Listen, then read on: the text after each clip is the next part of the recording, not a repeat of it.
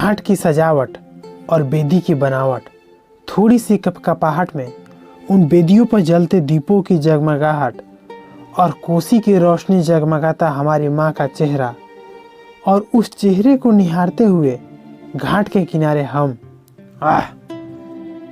छठ की सुबह और छठ की शाम और जिंदगी का पुनर्जन्म एक ही जैसा तो है।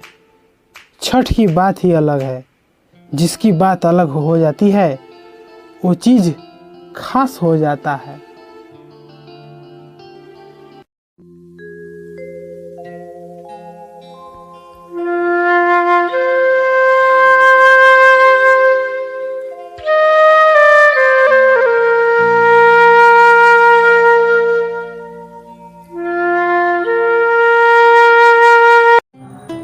छठ को शब्दों की परिभाषा में समेट पाना उतना ही मुश्किल है जितना अपनी संवेदनाएं और अपनी भावनाएं को एक कोरे कागज पर समेट पाना।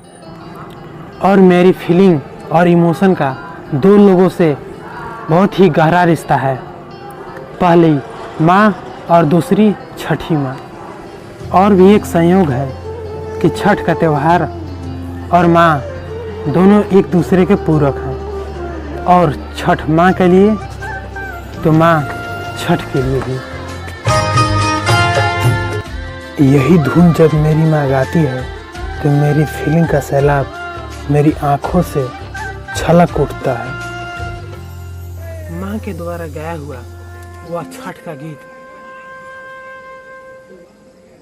बिना किसी बैकग्राउंड म्यूजिक के सबसे फेवरेट हुआ करता है। लब है मुझे उस सुरीली आवाज से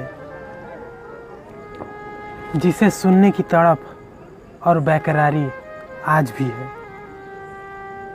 छठ के समय जिंदगी एक तरफ पलट जाती है और हमारी जिंदगी के 11 महीने एक तरफ और छठ का महीना एक तरफ।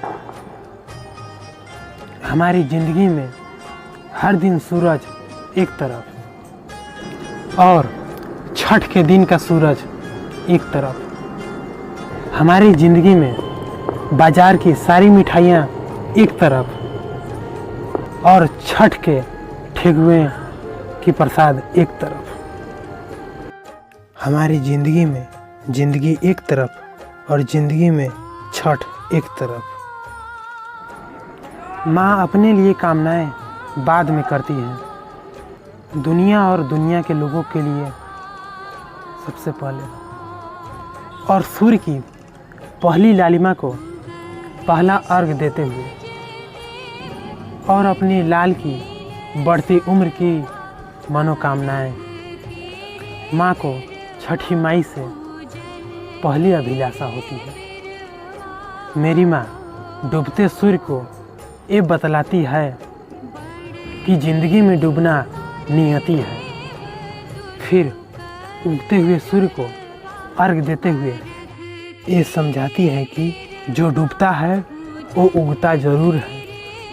कोसी के दीपों को जलाते हुए वो ये समझाती है कि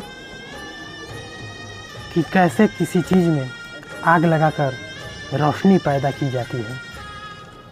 माँ मेरी हमेशा कहती है कि जिंदगी में रोशनी तभी होती है जब आदमी खुद के लिए जलता है। छठ वो फीलिंग है जिसे दूर रखकर फील नहीं किया जा सकता। घाट की लाइट, आंगन की कोसी, ठेकुए का मिठाई और खरने का प्रसाद, ये प्रिपरेशन नहीं, ये फीलिंग है।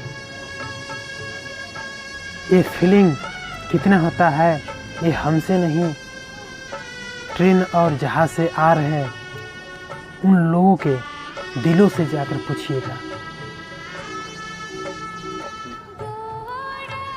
जिन्हें इस वक्त छठ के अलावा कुछ भी इम्पोर्टेंट नहीं लगता। माँ के हाथ से बनाया हुआ वो खरना का प्रसाद जिसे मिट्टी के चूल्हे पर धीमी आग पर पकाया गया हो, उसे फील न कर पाना आसान है क्या? मध्यम आंच पर मिठास से भरपूर उठे कुआं, जिसे दिलों से निकालना आसान है क्या? सांझ के वक्त डूबते सूर्य को अर्घ देते हुए सुबह जल्दी से घाट की ओर जाना, ये लाखों लोगों की आस्था है, जिसे किसी भी कीमत पर कोई भी व्यक्ति इसे छोड़ना नहीं चाहता। जिंदगी में हमारे रूट्स कुछ अलग होते हैं, पर कुछ ही अलग चीज़ें हैं जो ज़िंदगी में रोमांच लाती है। पर जब बात छठ की हो तो बात ही क्या है। माँ ना मेरे लिए कल भी परेशान रहती है और आज भी, पर जब माँ के लिए परेशान होते हैं, आपके लाइफ में संप्रेषण तभी से स्टार्ट होने लगते हैं। पर माँ ना वैसी नहीं है, और उनकी बढ़ती उम्र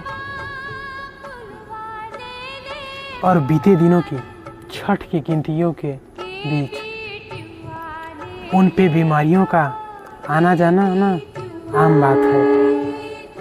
माँ का स्वास्थ्य अब ठीक नहीं रहता, पर वो अपनी परंपरा और अपनी संस्कृति को समेटने के लिए हमेशा तैयार रहती है।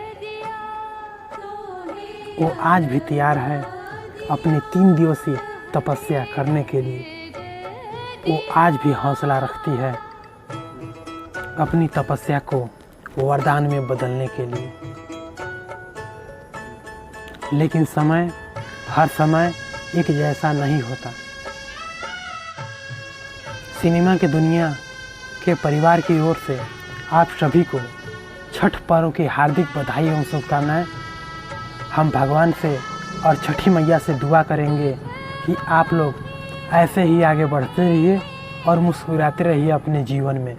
तो जय छठी मैया।